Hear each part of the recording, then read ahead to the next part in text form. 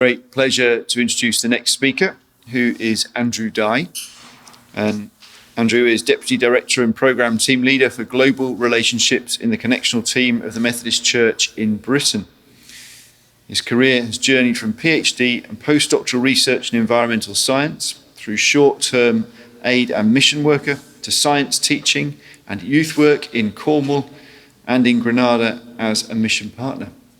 And I know Andy from his work on the Cliff College MA in Mission, and I really know that he brings together a really varied experience and expertise into his theological work. So I'm looking forward to this paper, which is titled A Wesleyan Environmental Theology for Global Mission. So, Andrew, I hope you're there and ready to begin. I am, and hope you can hear me. Yes, wonderful. Thank you. Great, thanks for the introduction, George. My disclaimer is, although I work for the Methodist Church Global Relationships team, I speak on my own behalf today, and my background is in environmental science, as George said, not theology, but that leads me into today's paper, Wesleyan Theology of the Environment for Global Mission.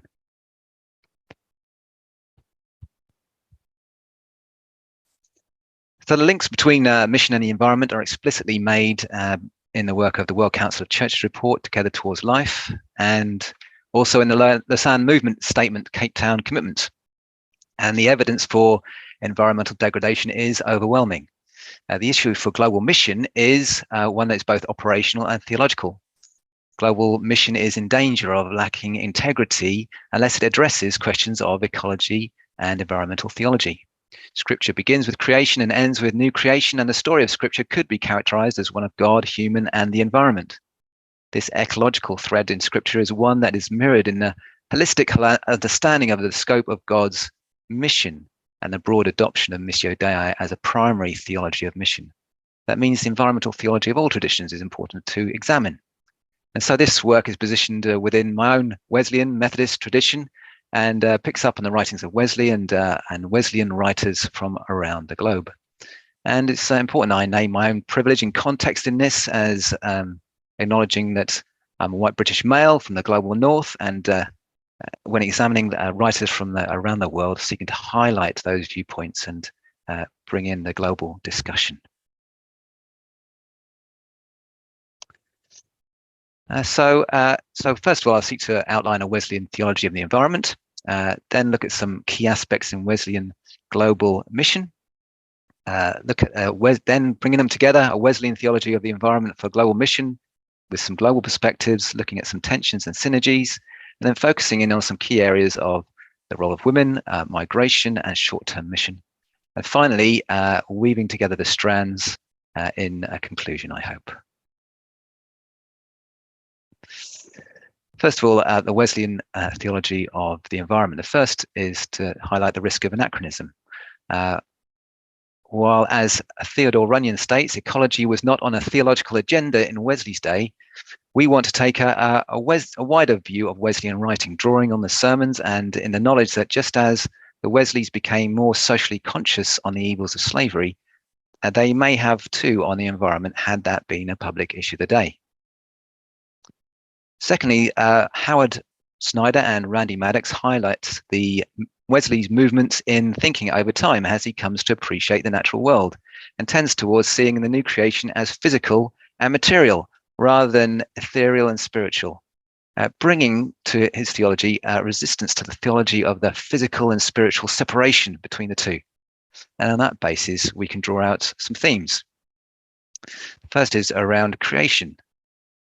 This view is that all creation is interconnected. Theodore Runyon and Randy Maddox refer to Wesley's understanding of a connection between all parts of the universe and the great chain of being linking all things. You can see that picture on the screen there. This is different to environmental science ideas of webs at the current time, but still connected, and certainly in similarity with the writers in the present day talking about environmental theology, such as Pope Francis or Richard Bauckham, when they write about the interconnection of all creation. The second Wesleyan insight of ecotheology is that God permeates all creation. I would even say fizzes in all creation.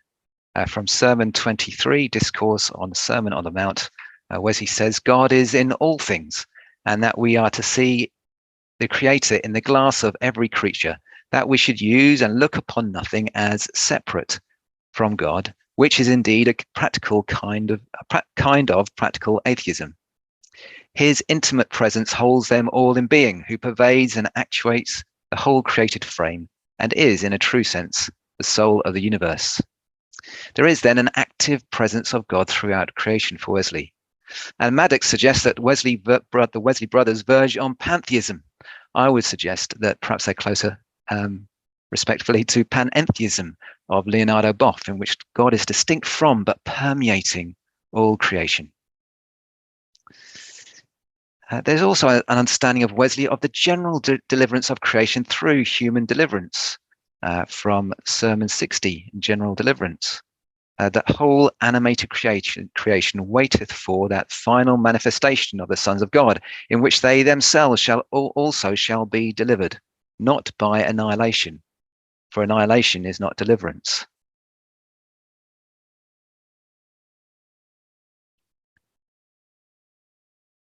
The next is the idea of the image of God. The image of God, the sense that the image of God extends to all creation. It's suggested that Wesley sees a sliding scale of humanity and creation, with respect that there is such, as Runyon would say, no absolute difference between humanity and other animals. Creation and sin are seen as intertwined. For Runyon sees Wesley seeing original sin as one of the core ideas of Christian faith. And the image of God and humanity is corrupted, and this has an impact on all creation. Randy Maddox sees the concepts of sin as sickness, with God as physician, and also brings in Eastern Orthodox ideas such as lost participation with God rather than punishment. On salvation and sanctification, Runyon claims that for Wesley, God's grace is key and includes ideas of forgiveness and partnership and renewal and the Orthodox influence in there. This grace is offered to all through the Spirit of God working in synergy with humanity. Runyon goes on to argue that Wesley envisages the impact of spiritual impact also felt through bodily sensation, thus opening up the means of grace to broad experience throughout creation. And Snyder and Scanderett both bring in the concept of community here. They suggest that accountable communities of Wesleyans, bands and classes and societies pushed back against individualism to create connections and overflowing societies to touch all parts of the world, but were also grounded, bringing spirituality into the here and now of life. On a holistic mission, Maddox argues that the Wesleyan view of mission is that salvation extends to all. Animals have souls. In General Deliverance, Wesley embraces this salvation for all, inclusive of animals. On holiness and society, Snyder argues that the interconnection of humanity and nature in Wesley's survey of the wisdom of God in creation means that the breadth of social holiness must include creation care.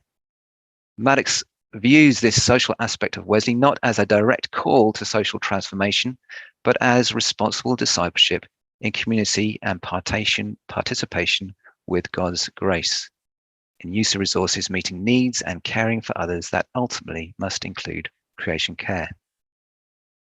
And finally, on eschatology, Snyder and Scanderett argue that God is in the refining, recycling and recreating business, and to support this, they quote Wesley, writing on Romans 8:21, that destruction is not deliverance. Whatsoever is destroyed or ceases to be is not delivered at all. Randy Maddox agrees with this assessment of Wesley and suggests that Wesley had a change in eschatological view towards cosmic renewal in later years. Wesley was drawn to seek to uphold the already and not yet tension of biblical eschatology. It is within this tension that the work of God's mission is to be done. Wesley suggests, in Maddox's opinions, that we are not simply to long for God's final victory, we are to participate responsively in God's renewing work by anticipating this victory in our present. So something very similar to the words of Richard Borkham, who talks about the anticipation of the kingdom of God in environmental work. So in summary, there is a sense of interconnectedness or the all-pervasiveness of God, holistic salvation, community, and eschatological continuity to inspire mission and creation care. As Snyder states, creation care is a logical extension of elements already present in Wesley in multiple ways. An effective ethic of environmental stewardship today has Wesleyan roots. And so I just want to pick out a few themes in Wesleyan global mission. From a Western context, Gerald Anderson argues that the Wesleyan theology of prevenient grace is a key emphasis in world mission, and states in similarity to Snyder that God's grace goes ahead of the church and is the missionary.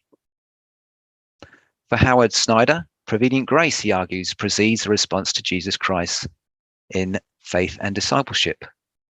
For Gerald Anderson, its prevenient grace leads into a conversation of the role of God's grace in other religions. For David Field, this prevenient grace is as preparation and anticipation of God's reign. As I mentioned earlier, Missio Dei is this overarching concept for mission in the present day. David Bosch states that God is a missionary God and emphasizes that the necessity of the work of Christ, the Missio Dei, is set under the cross as it's the only place where it's ever safe. Without going into too much detail, it's fair to say there is tension here in the world of mission between in a Wesley family between evangelism and social action. And Paul Chilcott offers a resolution to that tension of evangelism and social engagement. He argues that the Wesley family founded a movement in the rediscovery of God as a missionary God in prevenient action, rooted in a Trinitarian understanding of the dynamic nature of God's love. They envisaged the Methodist societies and Methodist people as gospel bearers for others to see. Personal salvation and social action were not pitted against each other, but seen as both essential to the holistic mission of God. In fact, Mark Teasdale sees the tension between the Lausanne movement and the Together Towards Life document of WCC and argues that the Wesleyan view of mission can actually encompass both. In the concept of entire sanctification, which encompasses internal and external healing, and one cannot be divorced from the other. He suggests that the Wesleyan concept of salvation, the personal aspect of salvation and interacting with neighbor is integrated into the whole. Does the world is my parish, that famous quote, send Methodists out into the globe? A closer look at the quote may suggest that this was just Wesley actually claiming that an ordination at Oxford meant he could go where he liked, preach and teach, and not necessarily at the same time giving sacraments. Andrew Walls agrees to some degree with Timothy Tennant that there is some globalized thinking inherited and developed through this concept, but also suggests that there was no particular thought from Wesley about world Christianity. In fact, Walls argues that the late appearance of Methodist mission societies was because mission overseas was not seen as essentially different to any other mission work. The Wesleyan approach was simply not to limit it to ecclesial boundaries, but to carry on ministry and mission in a continual process. So for Methodists, there is a continuity to mission, both local, national, and global. Colonialism and mission is a huge topic of ongoing research. Hendrik Pietersee argues that Wesleyan mission lends itself to intercultural, intertheological polylogue through conference and connections. It lends itself to challenge Western normativity in Methodist theological discourse because of that. However, as we know, Wesleyan mission did not escape colonial entanglement and pervasive Western normativity. Carmen Manlach-Schurman and Akanasi Tarabi argue that the practices of Wesleyan missionaries imposed a cultural superiority supported by colonial governments in the Pacific. However, despite this, they also suggest, in keeping with Pietersee and that Wesleyan theology understood in conversation with the context of the Pacific can enable decolonization of mission practice. So I think it is possible to agree with someone like John Hull that Wesley formed a movement of theology and theology of resistance to imperial power. It's also simultaneously possible to recognize that Wesleyan mission theology was not formed in a vacuum and must be tested for its coloniality. Such is the formational nature of those ideas in Western culture. Wesleyan practices of connection and conferring can be used to open up the important work of contextual reading, experience, and application of Wesleyan theology to a decolonizing practice of global mission, but it is not a given. So as we bring together these thoughts on Wesleyan environmental theology and Wesleyan mission, these are a few perspectives from different writers. Jenny Phillips speaks from a North American perspective and argues that at present, Methodist mission initiatives lack integrity between their theology and practice of mission, which ignores their creation care mandate within their own theology and of mission in practice. She says the mission activities of Christian institutions actively contribute to the destruction of creation through their emissions. The solutions she offers are more technical than theological, but also suggest that given the sacramental and societal importance of sharing meals in the life of faith community, churches can play a significant role in offering a framework for theological reflection and consumption and waste. Carmen Manlak-Schurman and Akinasi Tarabi from the Pacific Wesleyan perspective argue that historically Wesleyan mission in Fiji disconnected people from traditional connections with the environment, but a decolonized Wesleyan approach that draws on the interconnectedness and holistic approach to mission is essential. And to quote them, they say that in answering God's call for mission in the next years of Methodist mission, God is speaking through the trees, the fish, the birds, and the wind. God calls us from the land, Vanua, and the ocean, Moana. Are we listening? Really drawing on the idea of the Wesleyan idea of the presence of God through creation in mission direction. Nelson Ngoy critiques Christianity in Africa as intertwined with colonialism and neo-colonialism. And in seeking a solution, he suggests that a Wesleyan missional theology of Ubuntu could be a way forward. For Ngoy, the Bantu concept of Ubuntu can be used to form a contextualized African understanding of Wesleyan holistic mission, free from Western individualism and power. He identifies the holistic vision of Wesleyan mission moving down from the margins and through the grassroots evangelism rather than top-down, typified by personal piety, service to the poor, and social justice. Finally, journalist Jose Bonino recognizes that a holistic Wesleyan view of the mission encompasses the rights of the poor and of women with environmental stewardship is fruitful for a Latin American context. However, from all of these contexts, there is little ecological perspective on evangelism. To summarize across these viewpoints, there are some reoccurring aspects. An environmental integrity to Wesleyan mission theology is essential. Practice what you preach. The integral link between decolonization and environmental integrity in Wesleyan mission theology is repeatedly made. The global perspectives tend to highlight marginalized viewpoints and local level practice to inform mission theology. And the Wesleyan practice of connection allows an ongoing global polylogue between contextual, theological, and practical approaches to ecological mission, especially those originating from marginalized communities. Some tensions and synergies to highlight. When taking part in the Native American Sweat Lodge and exploring evidence of prevenient grace in oral culture, Jay Moon states that the symbols of sage, rocks, water, steam, and fire all helped us to feel the ultimate God intimate in our lives. This eco-spirituality may draw Methodists into closer understanding of the interconnection in the world and a rejection between a false divorce between physical and spiritual. And in the UK at the moment, there are those involved in a forest church movement that seeks to have that experience through the natural world. On a Wesleyan eco-evangelism and eco-discipleship, the Wesleyan eschatology of renewal of all things is well placed for this evangelism as a message of hope rather than destruction.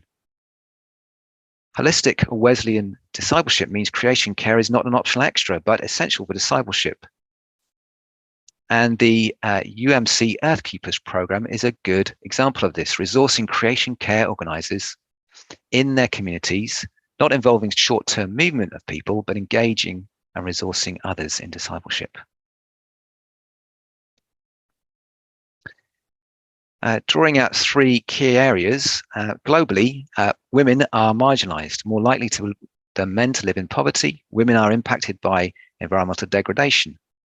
Women are also more likely to be underrepresented in decision-making arenas, and this inequality is greater for women from the global south. Historically, women were also marginalized by Wesleyan mission agencies, but despite this, Lacey Warner highlights the emergence of the deaconess movement, bringing care for, in the 19th century, bringing care for body, mind, and soul, holistic mission. Roca Suarez sees women approaching mission from a marginalized position. Women form solidarity, sororidad, sisterhood, such that the mission of the church to fully embrace its vocation to liberate, to transform, and to reconcile with God and God's creation. The Wesleyan movements worldwide then are well placed to provide a global insight into the intersection of poverty, inequality, and environmental concerns, and how the church can respond in solidarity with the most marginalized communities in holistic mission. One example of this recently was the Climate Justice for All project, led by young women, not exclusively, but also making use of the networks of women and Methodist and Wesleyan women worldwide.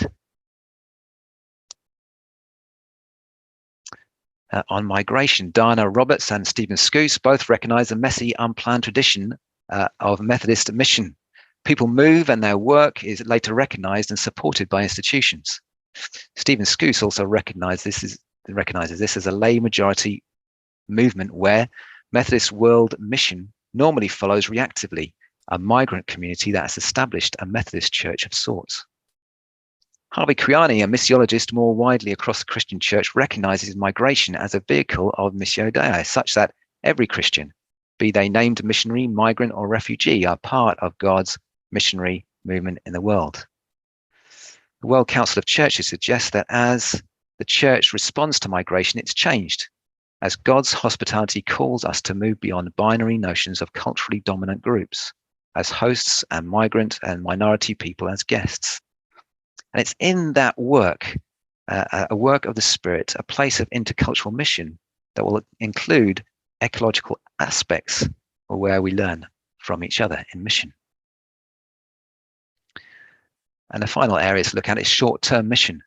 A short-term mission is a significant movement of people from the global north to the global south, especially from the US. There are approximated 1.8 to 2 million short-term mission trips annually, accounting for $2 billion, upwards of $2 billion worth of spend. The short-term mission phenomena is not only Methodist or Wesleyan, but on examining this process within the Methodist Church, Talia Dunyak and Robert Haynes similarly suggest there are unequal power relationships at work that really undermine the ecological aspects of mission. Short-term mission risks then continuing legacies of power and domination and racism and destructive application of privileged ideas and technological solutions in environmental problems in the global south.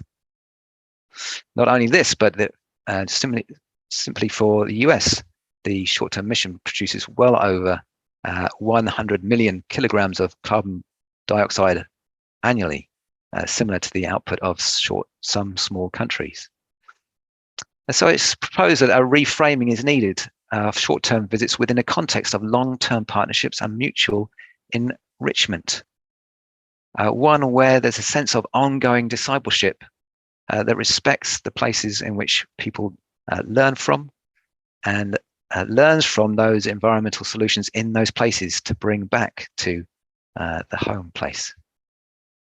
And finally, with respect to transport, in the minutes of the 1766 minutes of conference and toward when Wesley was commenting on the buying and selling of horses, Wesley stated that a Methodist knave is the worst of all knaves.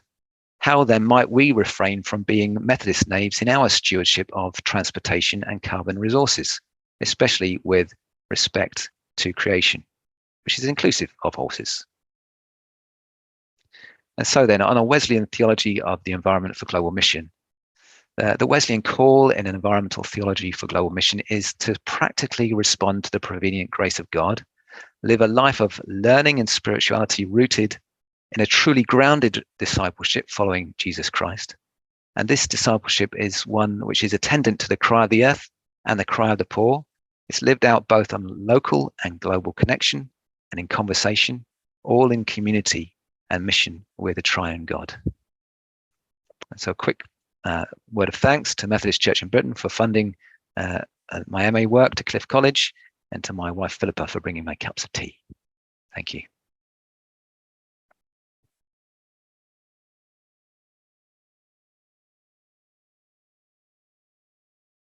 Thank you very, very much indeed, Andrew, for that really stimulating presentation. Lots of things to think about. Be good to hear if there are some comments or questions here in the room or from Zoom. Well, if I can kick off then. You talked about short-term mission and critiqued short-term mission significantly. What do you think are the future prospects for short-term mission, if at all? That's a good question. I think, do you mean what I would like it to be, or do you mean what I think it will be? Well, let's try both. Okay. I think what I think it will be is that there will probably be a continuation of the pattern of global north, short-term mission to global south. I think that within what I would like to see is, as I've kind of mentioned within the talk there, that short-term mission would be integrated into having a good theology behind it, a good Wesleyan theology, holistic thinking behind it, such that it's not seen as something almost like a trip where people take their own concepts of the world, but are specifically prepared for it, prepared for learning, see it as a point at which dialogue and learning can take place, see it as one in which ongoing discipleship can be encouraged, so that it doesn't really end with that visit, but that visit is a point of learning, a point of exchange. I think also the aspect of seeing, and we see this now within short-term mission programs, and the Global Mission Fellows program from the United Methodist Church is a good example of this, bringing people from everywhere in the world to everywhere else. And I think that the encouragement to do that, such that, through our global conference and connection, making use globally of our resources to enable all to take part in that ongoing global conversation through short-term, I would call it short-term visits or short-term pilgrimage rather than short-term mission. Thank you. That's helpful. I like that phrase, short-term pilgrimage. There's a couple of questions from participants on Zoom. So it's Deborah first, please. If you could unmute and ask. Right. Just a quick request for further information, Andy. I was fascinated to hear that women's movements in the Methodist Church, and I've worked on them in South Africa and am very interested in their impact on social and economic issues. I wondered if you could just say a bit more. I don't think I even caught the title of the program that you had a little logo for. Could you tell us a bit more about how it worked out and what they did and in which parts of the world? Because it sounds very promising.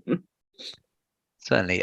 So the program that I talked about, I mentioned briefly, was called Climate Justice for All. It was a program that involved a group of young people from around the world.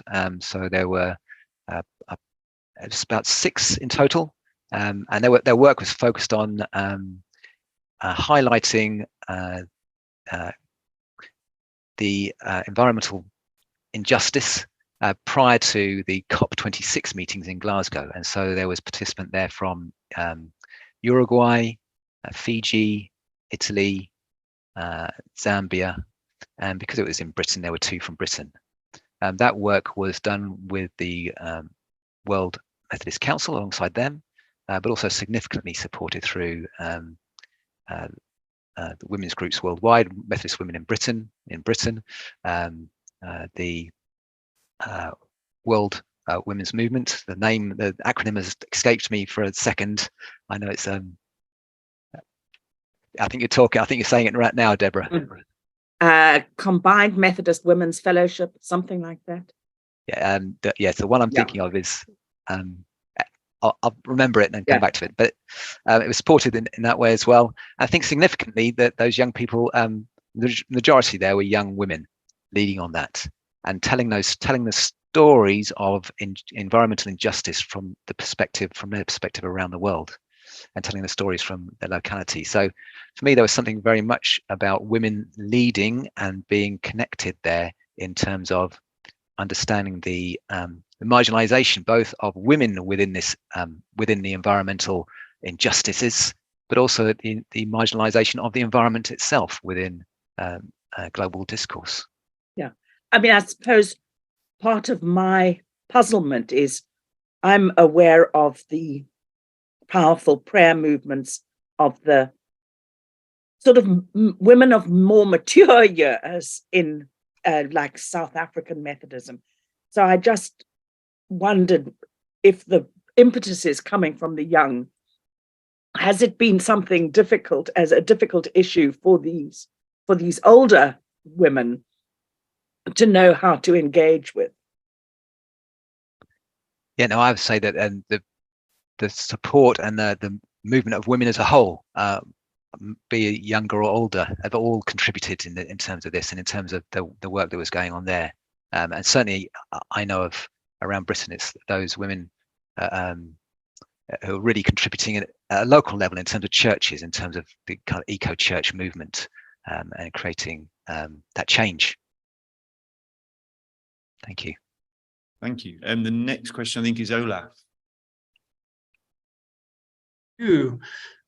Just briefly, my background, I'm a missionary to Malawi with the United Methodist Church, having been engaged in theological education for the past 7 years, trying to equip the Malawian pastors here to participate in global theological communication. In June, I will move on back to Germany to become the General Secretary of the UMC World Mission of the German United Methodist Church. Thanks, Andy, for this very valid input. Touches many ways I will have to deal with in the future, like the responsibility we take when we engage in short-term missions or even traveling to visit partners. But one question I have, as this ecological theology is very important, I still feel here, especially in Malawian context and probably in the southwest of southeast of Africa, it is still something kind of superimposed. They face the implications, the consequences of global climate change, but they don't think that global yet as we do. So how in the world do I introduce that topic to the theological agenda without just superimposing another topic? Do you have any idea on that? Because it's a big question I'm left with after listening and being again encouraged to see that this is a very important topic. Do you have any idea how we can do this without superimposing it? Yeah, no, I agree. I think again, it's that the idea of a conversation is listening and suggesting, and so it has to be that. I think for me that there has to be the sense of a conversation ongoing, but that doesn't center what is the concern of, say, the global north, or doesn't center what is the concern of the British Church in this. We have concerns. We have concerns as we look around the world and saying, okay, we see brothers and sisters around the world impacted by the ecological crisis, but we have to listen to the voices of people, listen to the voices from the church in different places around the world to allow a full understanding for ourselves, I think, in the conversation. So I completely understand what you're saying about not imposing our particular concerns on the conversation. And I think it is very much about taking part and decentering ourselves from the conversation in some way. It's very difficult to do because naturally, as soon as we start trying to organize something, we put ourselves in the center of something. But I think there has to be an attempts to do that alongside the partners that we work with. Mm-hmm. Okay, yeah, that helps, especially as I feel the theological perspectives here are still shaped by the colonial past Western point of view. So there have been lots of strings attached to natural theology, natural religion here, but they all have gone. And it's hard. And we'll probably have to look into points where we can tap in the local context again to stir interest. Thank you for that answer. Appreciate it. Thank you. Thank you, Olive. I think it's Emily is waiting next. Is that right? Good morning from Boston. It's fairly early here. Not used to being on camera this early in the morning. But my question is very similar to Olaf's.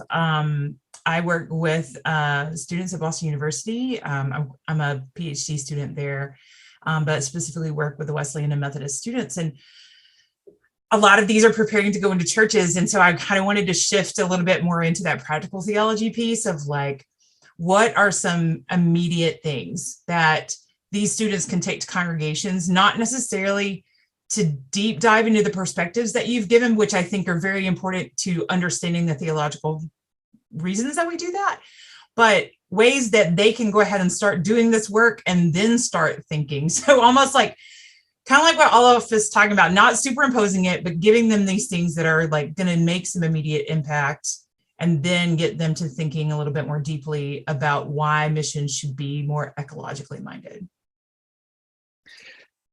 I suppose for me,